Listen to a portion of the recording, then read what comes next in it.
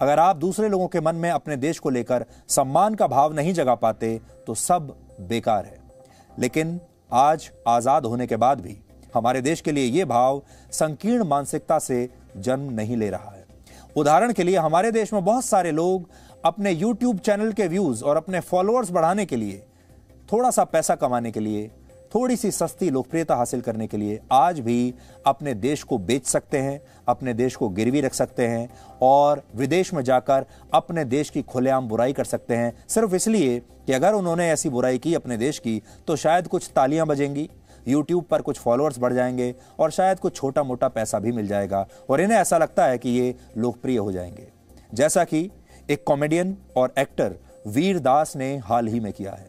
वीर दास America की राजधानी Washington DC के केनेडी सेंटर में अपना एक शो कर रहे थे और इस दौरान अपने इस कॉमेडी शो में उन्होंने कहा कि वो जिस भारत से आते हैं वो दो तरह का है। एक भारत जहां दिन में हम महिलाओं की पूजा करते हैं और दूसरा भारत जहां रात में उनके साथ गैंगरेप करते हैं। वीरदास ने भारत के बारे में ऐसी ऐसी बातें कही हैं कि हम वो सब कुछ तो आज आपको नहीं सुना सकते। भारत की जो आत्मा है वो आज छलनी कर दी वीरदास ने।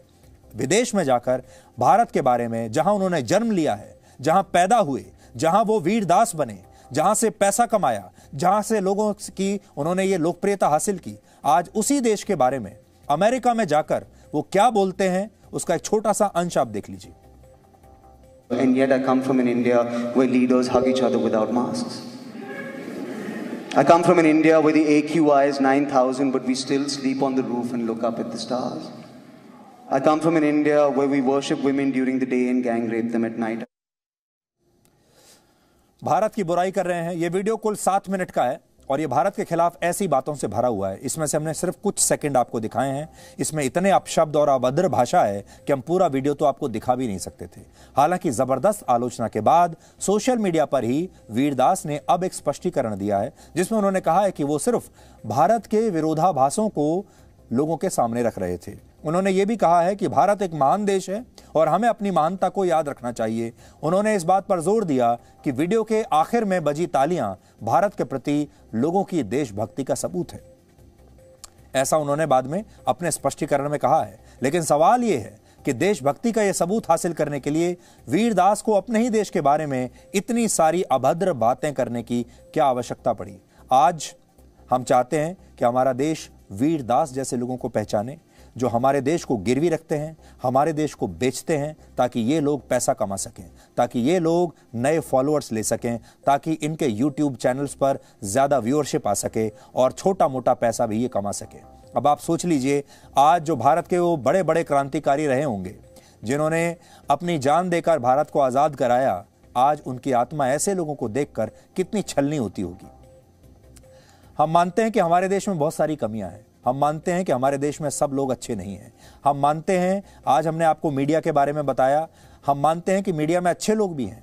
आज हमने आपको बताया कि 70-75 साल में मीडिया ने क्या किया। ऐसा नहीं है कि सारे मीडिया ने ही खराब काम किया, मीडिया ने अच्छा काम भी किया है। हमारे देश में कुछ अच्छे पत्रकार भी रहे हैं, कुछ अच्छे अखबार भी हैं और हमारे ही देश के मीडिया ने भ्रष्टाचार के इतने बड़े बड़े मामलों को लोगों के सामने उजागर किया है। हमारे ही देश में ऐसे ऐसे पत्रकार हुए हैं जिन्होंने अपनी रिपोर्ट्स के आधार पर बड़े बड़े नेताओं को जेल तक पहुंचाया है। ऐसा नहीं है, अच्छा काम हुआ है, लेकिन बुरे काम भी बहुत हो रहे हैं और वीरदास ने जो किया है वो भी एक ऐसा ही काम है। इसलिए आज हम ये मांग करते हैं कि वीरदास ने अमेरिका में जाकर जो अभद्र बातें अभिव्यक्ति की आज़ादी के नाम पर कही हैं उन पर मुकदमा चलना चाहिए, FIR होनी चाहिए और वीरदास को अरेस्ट करना चाहिए, गिरफ्तार करना चाहिए वीरदास को। क्योंकि अगर ऐसे लोगों के खिलाफ अब हमने कार्रवाई नहीं की तो इन लोगों की जो हदें हैं ये लोग पार करते चले जाएंगे, इन लोगों की जो हिम्मत है वो खुलती चली जाएगी और पूरे दुनिया में एक संदेश ये जाएगा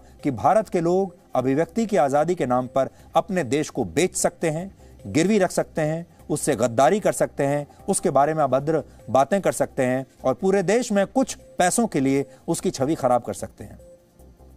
हमें पूरा यकीन है कि हमारे देश में जो 135 करोड़ लोग हैं उनमें से 99.99% लोग आज वीरदास से इत्तेफाक नहीं रखते और आज उनकी मांग पर वीरदास के खिलाफ सख्त से सख्त कार्रवाई होनी ही चाहिए। Presenting V News app, available on Google Play and App Store. Download it now.